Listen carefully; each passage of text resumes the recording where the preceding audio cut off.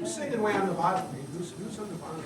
I don't hear much about it right now. Yeah, I've been doing I guess I better look busy. Yeah. The last chorus, okay. I played, I started out in the tribe and I got to understudy Yeah, it's for Burger them, it's, for the as the show went on. Their word out to help. And you didn't go on, you played Burger in the road company. That's right, I went out and played Burger and an American road company afterwards. Okay, so can you give us a little insight on So I shouldn't be having my water. what it was like to be in a big hit like that in Toronto at the It time? was very magical. Yeah, they need 5 Very minutes magical. anyway. Hair's a brilliantly constructed Yeah, I'm piece coming, of I'm coming, music. lady. And you got laid a lot. I did get laid a lot, and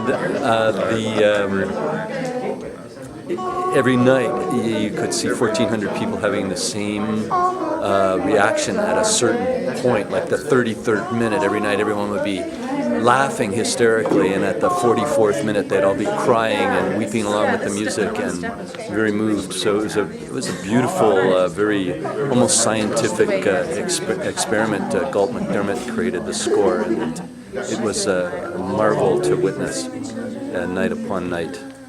There's many beautiful things there.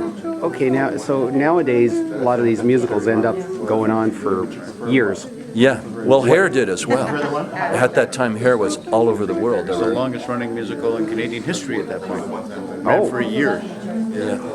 But it was also running simultaneously in Hawaii and London, England, in Australia, in Berlin, Donna Summers was Detroit, in the Berlin show. Detroit, Chicago, Los Angeles, New York.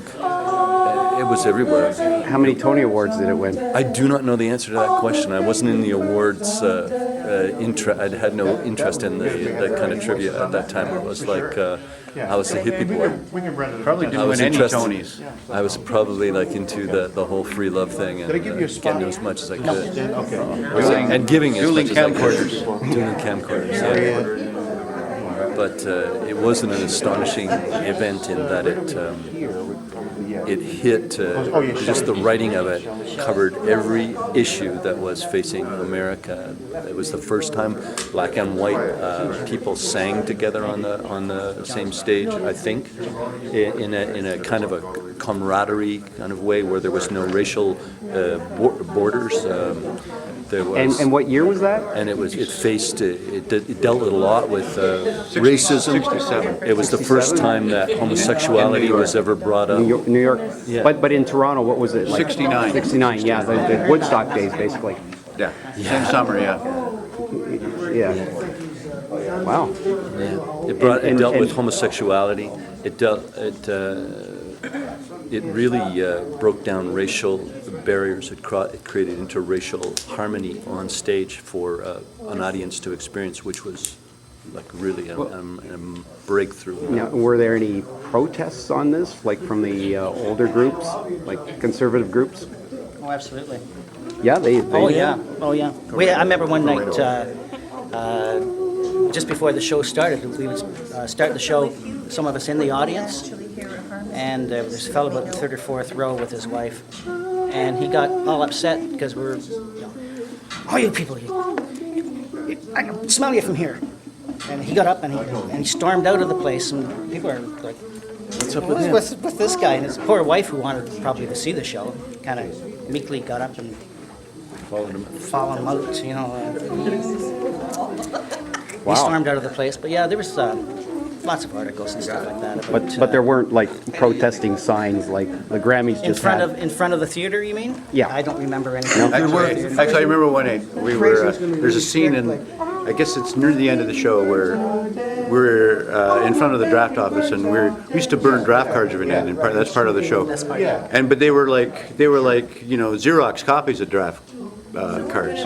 But I remember one night. You mean carbon copies? Yeah. They no Xerox back then. But I remember that after the show, a lot of people from the States would come up and see the show. I remember after the show, this kid actually whipped out his draft card and burnt it on stage after the show. And that was a $10,000 fine back then. Oh, but and you could what be was that? An American guy? Was that an American guy from Buffalo? We didn't have the draft in Canada. So basically he couldn't get arrested in Canada. No, but I mean, like, the show touched him so much that they actually burnt his draft card, Well, it probably came to Toronto to avoid the draft in the first place. Maybe, who knows, Yeah, yeah. very likely. But anyway, that was just There's a one lot of of the them things up that here. happened. We got refused service in restaurants at that time because of our hair, Really? the length of our hair and stuff like that. And that's why Ed Mervish got his own restaurant after? No, he already had the restaurant. Oh, okay. But we all had to wear ties to get in, though. I mean, he let us in, but we'd have to wear a tie. Jacket and tie. That was. And that was it, eh? Anything else didn't matter? No, I'm not. I'm not. Oh, to this restaurant. Oh, he insisted you wear clothes to his restaurant. That's right. As long as he didn't tell you had to cut your hair first. Oh, He was yeah. making too much money off it They at that were point. still keeping black people out of restaurants at that time. They were, Really? In Yeah. 67, And 69? we would go. Yeah, this was and, 1970 that. We would go and stand in front of the restaurant and talk to everyone on the street and say, don't go into this restaurant. They refuse service to these people. And, Wow. it was very political. But I think it was more because we were freaks than, Yeah. the racial thing was for sure. But No, it was that because we happened were in Pittsburgh. freaks. That was in Pittsburgh. Oh, on the road when you were on the Yeah. road. Oh, yeah. But here in Toronto, it was more like hair violations. Okay. But you were the hippies of the day. Oh, definitely. That. But it was, what was so good about it is that we got paid to be hippies. So it was, they had the best of both. Yeah, that's right. It was that sort of that weird dichotomy. Yeah. Say that again. I said we were also paid to be naked. Oh, okay. So it wasn't just that you were hippies. No, you also had no. long hair. Well, that's why everybody And you paid. We were got naked Well, every night. well, I'm sure the costume designer had no problems, eh? The costumes were actually pretty beautiful. Yeah, they were really beautiful. Yeah, I remember the costumes were really I remember my costume. It was all hand painted. It was absolutely gorgeous, and I'd love to know what happened to it. I want it now. I'd hang it on the wall. It was beautiful. I know where mine is. Where is it? It's hanging in a store window in Port Hope. Really?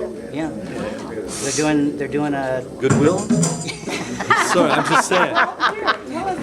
They're doing I'm a Harriet. production. I'm Harriet, yeah. They're doing a production of Harry. I would love Oh, with the original outfit. So you donated So I donated my outfit and a bunch of pictures, and they got them in a couple of store windows in Port Hope as we speak. Wow. All blue, all hand painted. So did you light a 12-pack? The horoscope, all of the planets. And I would come in with my candle, and I would walk in and bing did I bing my bing? Somebody made a bing. Was it? A gong. Who was the gong? yeah. Was that Wayne? Could have been in the band. Somebody was gonging.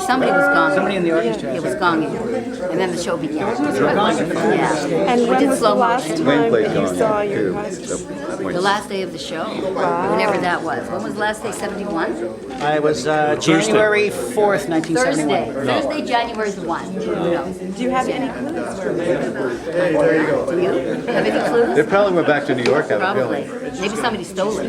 Maybe we should put out a call. I think you should. See if somebody can. I Somebody kept some of borrowed my, it. I kept some of my, We've got to see Stuff? what the. I kept some of my stuff, and actually the loincloth that I wore, I gave to Michael because he was going on the road, Oh my God. playing Burger. Yeah. lucky Michael. Burger wore a loincloth, and he was gonna. I play Burger, and he was gonna play Burger on the road, so it was just passing on the tradition. Lucky Michael. How do you feel about that? Inheriting his He's dying. Did you wash it first? He's just plain lying.